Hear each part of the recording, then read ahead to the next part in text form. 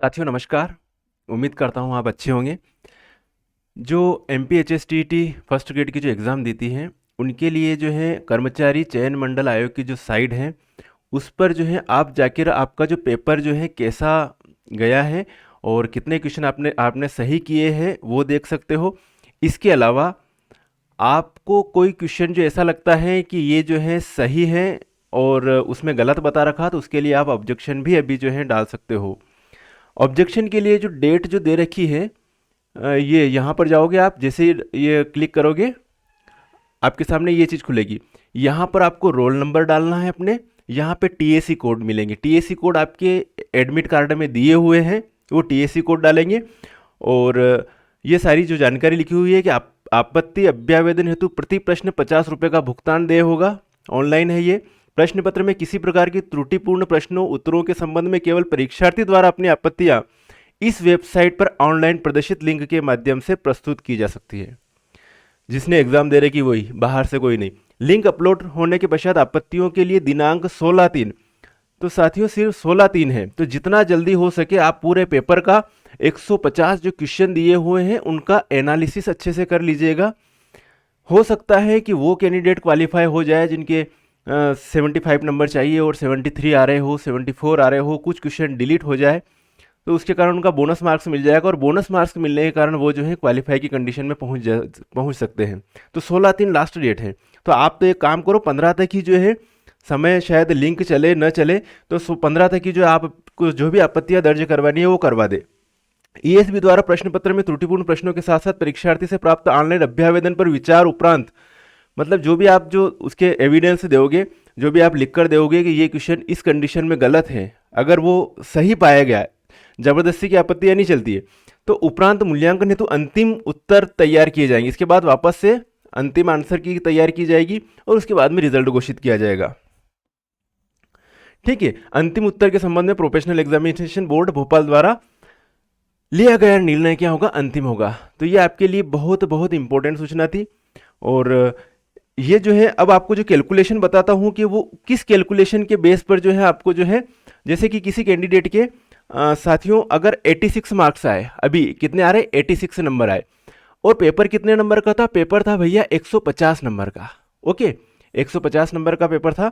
अब क्वेश्चन हो गए भैया 6 क्वेश्चन डिलीट हो गए, तो 150 माइनस 6, 6 क्वेश्चन डिलीट हो गए। तो यहां पर जो आपका जो आएगा, इसको मल्टीपल करेंगे, इसको मल्टीपल करेंगे तो 12,900 आएगा, बटे आ जाएगा 144, और अगर इसका आंसर जो आएगा 89.58 आएगा। तो मेरा ये कहना है कि अगर जिस किसी कैंडिडेट के 86 नंबर आए हैं वो भी क्वालिफाई की कंडीशन में चला जाएगा, क्योंकि जब 89.5 से ऊपर नंबर आ रहे हैं तो उसे राउंड फिगर में 90 में काउंट किया जाएगा। तो यहां पर 86 नंबर वाला बंदा भी क्वालिफाई है यदि 6 क्वेश्चन डिलीट होते हैं तो। अब ये माइंड में ये फितूर रखना, अभी जैसे कि आपके 86 से क्वेश्चन आ रहे, 86 से क्वेश्चन सही है, लेकिन आपके वाले जो क्वेश्चन सही थे उनमें भी अगर रिजेक्ट क्वेश्चन हो गए तो फिर तो पीछे चले गए, पीछे चले गए तो फिर इस कैटेगरी से नीचे आ गए, और नीचे आने पर फिर क्वालिफाई के चांस नहीं बनेंगे। ठीक है। अब जैसे यहां पर अगर जितने डिलीट क्वेश्चन की संख्या बढ़ेगी, जितने डिलीटेड क्वेश्चन की संख्या बढ़ेगी रिजेक्टेड क्वेश्चन की, उतना फायदा है, लेकिन अपने जो सही हुए वो डिलीट ना हो तो फायदा। अब बात करें जैसे कि कोई कैंडिडेट है जिसके माना कि कितने क्वेश्चन है, अगर उसके जो है 73 या 72 मान लो, चलो 72 मार्क्स ही आए, मेरी बात सुना, इस कैलकुलेशन से आप भी अपना एनालिसिस करते रहना। 72 मार्क्स आए हैं और 72 मार्क्स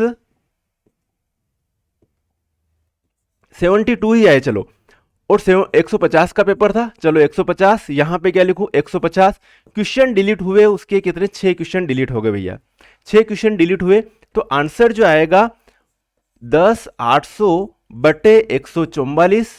तो ये जो आंसर जो आपको मिल रहा है वो मिल रहा है 75 मार्क्स, 75, मतलब क्वालिफाई हो रहा बंदा इस कंडीशन में भी।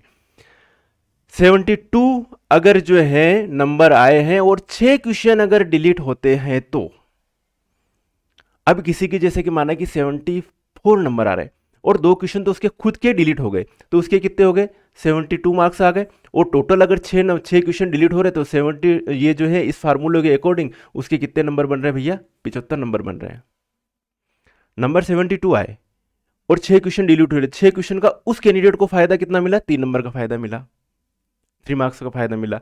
तो ऐसे अलग अलग जो भी है, किसी को 73 नंबर आ रहे हैं तो 73 इंटू 150 और 150 माइनस 5 क्वेश्चन डिलीट हुए साहब, अगर 5 क्वेश्चन डिलीट हुए तो आपका आंसर जो आ जाएगा 75.51, क्वालिफाई है भैया इस कंडीशन में भी। तो आप जो है अपना रोल नंबर डालिएगा, टीएसी कोड डालिएगा यहाँ पर। और हिंदी में कुछ क्वेश्चन जो है मेरे को लगता है कि कुछ क्वेश्चन हिंदी के, 1-2 क्वेश्चन हिंदी के डिलीट हो सकते हैं, देखना, एनालिसिस करना, हिंदी के टीचर से संपर्क करना। और एक ये जो है इंग्लिश में भी है और शैक्षिक पेडागोजी में भी होगा, किसी की अगर गलत हो रहा है, लग रहा है तो उस पर आपत्ति लग जाएगी। इसके अलावा केमिस्ट्री में अगर बात करें तो पूरा एनालिसिस करना। वैसे मैंने केमिस्ट्री के अधिकतर क्वेश्चन देखे हैं, लगभग मुझे गलतियां बहुत कम लग रही हैं। कुछ अगर आउट ऑफ अगर मान लो कुछ 1-2 क्वेश्चन अगर हो, अगर जैसे कि कुछ सिलेबस के अकॉर्डिंग नहीं पूछे हुए हो, जैसे सॉलिड स्टेट का क्वेश्चन बनता है कि सॉलिड स्टेट अपने सिलेबस में नहीं था, तो उस टाइप के क्वेश्चन जो है आप जो है लगा सकते हो कि ये सिलेबस में नहीं था। मेटल एक्सट्रैक्शन का अगर कोई क्वेश्चन आ गया हो तो वहाँ से उसको आप आपत्ति में लगा सकते हो, तो ये चीज़ कर सकते हो। और अपना जो है ये है कि पूरा पेपर का अभी टाइम है एनालिसिस करने का, 150 नंबर का पेपर का एनालिसिस कीजिएगा, एविडेंस इकट्ठा करिएगा और है आपत्ति लगा दीजिएगा। तो मेरा मानना है कि अगर जो 74 या 70 जितने नंबर जो डिलीट होने में जाएंगे उस कंडीशन में वो जो है उस बंदे को उतना जो है फ़ायदा मिलता जाएगा। ठीक है, मैं मानता हूँ 74 किसी के आ रहे हैं, लेकिन 74 उसके वाले सही हो, उसके अलावा अगर 2 क्वेश्चन अगर गलत इसमें रिजेक्टेड में चला जाए तो ये बंदा क्वालिफाई। लेकिन वापस 73 जैसे ही हुए, 73 जैसे ही हुए तो फिर उसको 2 नहीं चाहिए, फिर 4 क्वेश्चन डिलीटेड वाले चाहिए, तो वो क्वालिफाई होगा। ठीक है, वो का वही पैटर्न है इसमें। तो इस कैलकुलेशन के अकॉर्डिंग करते रहना कैलकुलेशन और अपने नंबर निकालते रहना कि ये इतने डिलीट हो गए, तो अपन जो है सेफ साइड में है कि नहीं। अब आप खुद एनालिसिस कर सकते हो और देख सकते हो कि हाँ अपन क्वालिफाई हो रहे हैं या नहीं हो रहे हैं। ओके, अभी जो है ये रोल नंबर जो है मैं किसी के रोल नंबर डालकर या टीएससी कोड डालकर किसी की मैं आंसर शीट खोलना नहीं चाहता हूँ, किसी की जो है गोपनीयता भंग अभी नहीं मैं नहीं करना चाहता हूँ। तो देखिएगा आप और आपत्ति दर्ज कराइए। आई होप, मैं उम्मीद करता हूँ कि आप जो है अगर 1-2 नंबर से डिसक्वालीफाई हो रहे हो तो क्वालिफाई हो जाए।